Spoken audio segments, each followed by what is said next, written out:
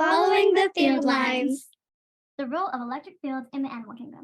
A quick recap before we get to the cool stuff. As we know, charges produce electric fields. In the top corner, we can see the electric field lines of positive and negative charges. It is through these electric fields that each charge exerts a force on another charge, which we can use Coulomb's law to analyze and understand. The electric field is equal to the electric force per unit charge. Subbing Coulomb's law into this equation, we see that the electric field is only dependent on the charge creating the field. When we place an infinite line of positive and negative charges to create a parallel plate structure, we see how uniform electric field lines are created by positive and negative terminals. Now that's it for a recap on electric field lines. Now let's look at the role they play in the animal kingdom.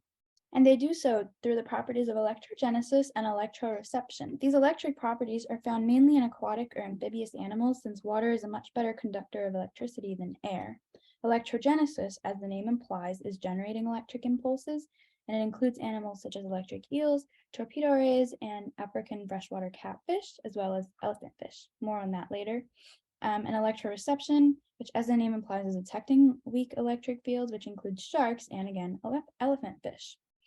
You'll see that most of these animals are prey and most of these are predator, but we'll see soon that the relationship is not mutually exclusive. But first, how are these electric currents generated? So fish actually have electric organs which are filled with dish-shaped cells. These are known as electrolytes. Electrolytes are positively charged on the outside and negatively charged on the inside. A signal is sent from the fish's brain through the nervous system to its electric organ. There it changes the pattern of electrical charges in the cell. One side of the stack becomes positive, whilst the other side becomes negative. It's also important to note that the number of electrolytes in the column and the number of columns dictates how much electricity the fish produces, as well as the magnitude of generating the shock. The alternating pattern of charges creates this electrical current, and this turns electrolytes into a living battery. Another type of prey includes elephant fish, which use electrogenesis to generate an electric field.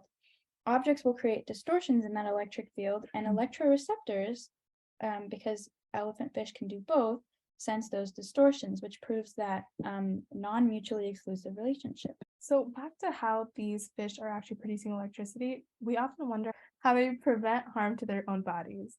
Their electric organs are padded with adipose, otherwise known as fat tissue, and connective tissue. Such tissue insulates their organs, and as we know, insulating material makes it very hard for charges to move through. A large part of the current actually dissipates into the water through their skin after it's generated. This reduces the current near major internal structures, including their brain and their heart.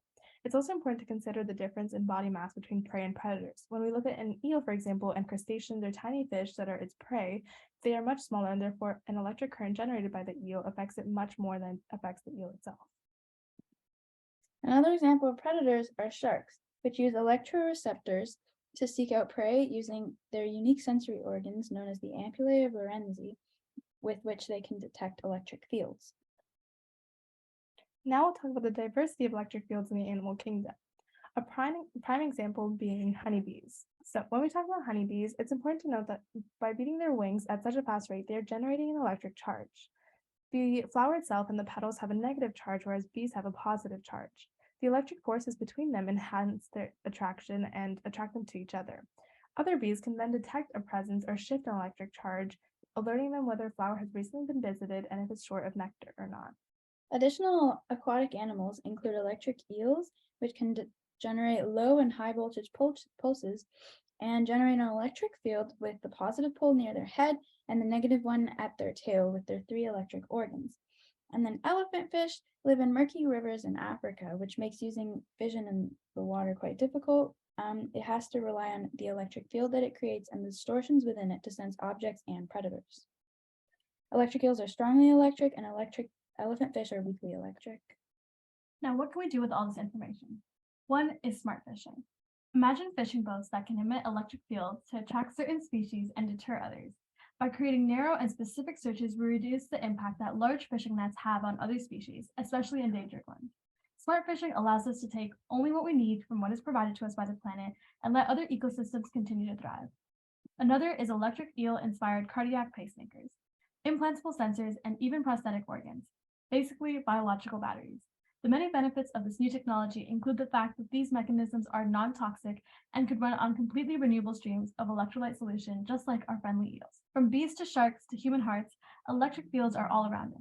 And once we decide to look beyond what we can see, the possibilities can prove to be endless. Thank you for following the field lines with us.